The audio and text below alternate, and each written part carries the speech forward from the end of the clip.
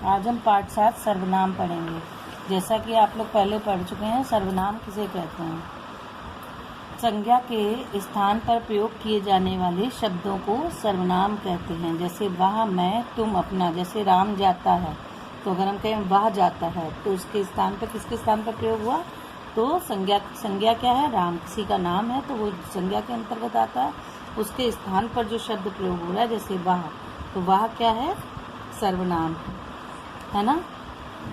सर्वनाम के कितने भेद हैं? सर्वनाम के 6 भेद होते हैं। पुरुषवाचक सर्वनाम, निजवाचक सर्वनाम, प्रश्नवाचक सर्वनाम, निश्चयवाचक सर्वनाम, अनिश्चयवाचक सर्वनाम और संबंधवाचक सर्वनाम। ये 6 भेद होते हैं। पुरुषवाचक सर्वनाम क्या होता है? जिन सर्वनाम शब्दों का प्रयोग वक्ता द्वारा खुद के लिए, मतलब वक्ता मतलब बोलने वाला जो खुद के लिए करता है या दूसरों के लिए किया जाता है, उसे पुरुषवाचक सर्वनाम कहते हैं। जैसे मैं, हम, तुम और आप, यह, वह, ये, वे आदि। जैसे मैं घर जाना चाहती हूँ, तो क्या है? मैं बोल रही हूँ, मैं वक्ता हूँ और मैं अपने लिए मैं सर्वनाम का प्रयोग कर रही हूँ अपने लिए। आप कहते हैं तो ठीक ही होगा, दूसरे व्यक्ति के लिए, किसी दूसरे के लिए आप कहते हैं तो ठीक ही होगा। तुम कब आ रहे हो, ये आदि पुरुषवाचक सर्वनाम है। पुरुषवाचक सर्वनाम के कितने प्रकार होते हैं? 3 प्रकार होते हैं। उत्तम पुरुष, मध्यम पुरुष और अन्य पुरुष। उत्तम पुरुष क्या होता है? बोलने वाला व्यक्ति अपने लिए जिन सर्वनामों का प्रयोग करता है वो उत्तम पुरुष सर्वनाम कहलाते हैं। जो व्यक्ति बोल रहा है वो अपने लिए जिन सर्वनामों का प्रयोग करेगा वो उत्तम पुरुष कहलाएंगे। जैसे मैं, मैंने, हम, मेरा, हमारा आदि। जैसे मैं जाती हूँ, मैंने खाना खाया है आदि। इस तरह से जो शब्द प्रयोग किए जाएंगे, जो सर्वनाम, वो उत्तम पुरुष के अंतर्गत प्रयोग सर्वनाम आएंगे। मध्यम पुरुष सुनने वाले के लिए जिन सर्वनामों का प्रयोग किया जाता है वे मध्यम पुरुष सर्वनाम कहते हैं। जैसे तू, तुझे, आप, तेरा, तुम्हारा आदि। जैसे मैं बोल रही हूँ और दूसरा कोई सुन रहा है, तो तुम क्या कर रहे हो, तुम क्या खाते हो, है ना। तुझे जाना है, आप कौन है, तेरा नाम क्या है, तुम्हारा क्या नाम है आदि। इस तरह से सुनने वाला जो व्यक्ति होता है उसके लिए जो सर्वनाम प्रयोग होते हैं वो मध्यम पुरुष के अंतर्गत आते हैं। अन्य पुरुष, बोलने वाला अन्य व्यक्ति के लिए जिन सर्वनामों का प्रयोग करता है वे अन्य पुरुष होते हैं। बोलने वाला व्यक्ति जिस व्यक्ति के लिए, अन्य व्यक्ति के लिए जिन सर्वनाम, जो हमारी बात को सुन रहा है वो व्यक्ति नहीं, जो बोलने वाला व्यक्ति जो बोल रहा है वो किसी और के लिए, अन्य व्यक्ति के लिए जो सर्वनाम प्रयोग करता है वे अन्य पुरुष सर्वनाम। जैसे वह कौन था, है ना, तो अन्य पुरुष हो गया। कोई तीसरा व्यक्ति आ गया तो बोलने वाला जो बोल रहा है, जो वक्ता है, वो पूछे किससे? मध्यम पुरुष से कि वह कौन था, उसे किसने मारा, है ना, आदि।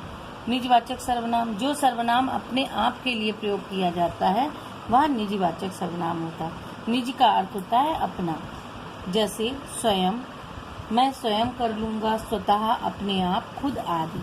मैं अपने सारे काम स्वयं करता हूँ, मैं अपने कपड़े स्वयं धो लूँगा, मैं वहाँ अपने आप चला जाऊँगा। तो ये क्या है? अपने लिए शब्द प्रयोग जो हो रहे हैं सर्वनाम के शब्द, वो निजवाचक सर्वनाम कहलाते हैं। तीसरा है प्रश्नवाचक सर्वनाम। जिन शब्दों का प्रयोग किसी वस्तु, व्यक्ति आदि के बारे में कोई सवाल पूछने या उनके बारे में जानने के लिए किया जाता है उन शब्दों को प्रश्नवाचक सर्वनाम कहते हैं। जैसे कौन, क्या, कब, कहाँ। तुमने क्या कहा, मुझे कहाँ जाना है, तुम्हारा परिणाम कब तक आएगा। तो जो प्रश्नवाचक सर्वनाम होता है वो प्रश्नों को पूछने के लिए जिन सर्वनाम शब्दों का प्रयोग किया जाता है वे प्रश्नवाचक सर्वनाम कहलाते हैं। चौथा क्या है? निश्चयवाचक सर्वनाम। जिन सर्वनामों से किसी निश्चित व्यक्ति या वस्तु का बोध होता है, निश्चित मतलब एकदम वही चीज हो, उसे निश्चयवाचक सर्वनाम कहते हैं। जैसे यह, वह, इसे, उसे आदि। यह मेरा कलम है, अब मैं कहूँ यह मेरा कलम है, ये कलम है तो इसको मैं कहूँ यह मेरा कलम है, तो मतलब आप लोग समझेंगे ये दिव्या मैम का कलम है। यह मेरा घर है, इसे कहीं और रख दो। वस्तु के लिए प्रयोग हो रहा है सर्वनाम कि इसे कहीं और रख दो, ये पुस्तकें मेरी हैं आदि। अनिश्चयवाचक सर्वनाम, अनिश्चयवाचक मतलब जहाँ पे संदेह होता है। जिन सर्वनाम शब्दों में वस्तु, व्यक्ति, स्थान आदि की निश्चितता का बोध नहीं होता वे अनिश्चयवाचक सर्वनाम कहलाते हैं। जैसे कोई, कुछ, किसी आदि। बाजार से कुछ खाने के लिए ले आओ। अब इसमें कंफर्म नहीं हो रहा है कि क्या ले आओ, पक्का नहीं कोई बात हो रही है, कोई भी चीज़ क्लियर नहीं हो रही है कि क्या ले आओ। आप कुछ ले आओ, कुछ में तो चाट भी आती है, कुछ में फल भी आते हैं, कुछ में सब्जियां भी आती हैं, सब कुछ है, तो कुछ ले आओ। किसी ने मुझे आवाज़ दी। अब किसी ने, हम कहें विनोद ने मुझे आवाज़ दी, तो विनोद तो निश्चित है ना। लेकिन किसी ने आवाज़ दी है तो किसी तो कोई भी हो सकता है, वहाँ सोनू मोनू कोई भी हो सकता है। कोई आ रहा है ना, आदि। इस तरह से अनिश्चयवाचक सर्वनाम है जहाँ पर आपको संदेह रहता है कि पता नहीं लगता कि क्या हुआ।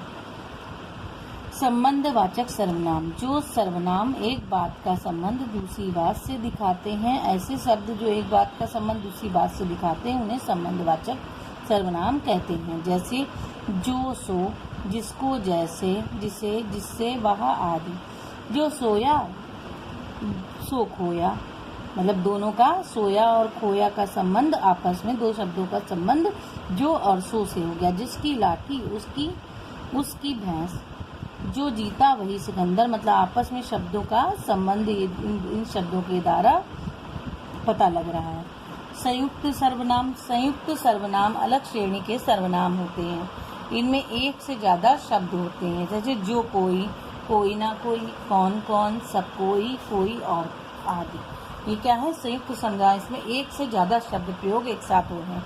सर्वनाम शब्दों के लिए कुछ नियम।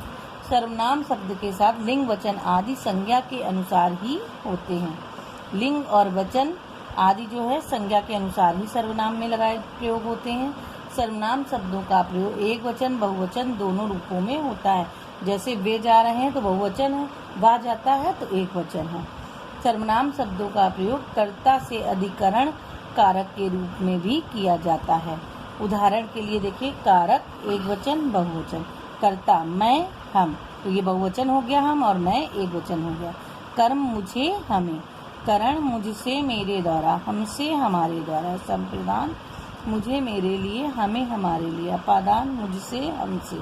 संबंध मेरा, मेरी, हमारा, हमारी। अधिकरण मुझसे, मुझ पर, हमसे, हम पर। मतलब क्या है, ये बहुवचन होगा, ये आपके एक वचन होंगे। इसी प्रकार अन्य सर्वनाम शब्दों का प्रयोग भी कारकों के अनुसार होता है। सर्वनाम की कारक रचना, ये आप लोग पूरा पढ़िएगा और याद भी करिएगा। संज्ञा शब्दों की तरह ही सर्वनाम शब्दों की भी कारक रचना होती है। सर्वनाम शब्दों के प्रयोग के समय जब इनमें कारक चिन्हों का प्रयोग करते हैं तो इनके रूप में परिवर्तन आ जाता है। तो मैं, उत्तम पुरुष, उत्तम पुरुष के लिए प्रयोग हो रहा है। उत्तम पुरुष कौन था, वक्ता जो बोलता है।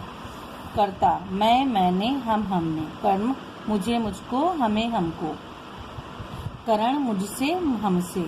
संप्रदान मुझे, मेरे लिए, हमें, हमारे लिए। अपादान मुझसे, हमसे। संबंध मेरा, मेरे, मेरी, हमारा, हमारे, हमारे। अधिकरण मुझ में, मुझ पर, हम में, हम पर। जिन्होंने कारक याद किए हैं उनको ये अच्छे से समझ में आ रहे हैं, क्योंकि उसी तरह से बिल्कुल दिए हुए हैं।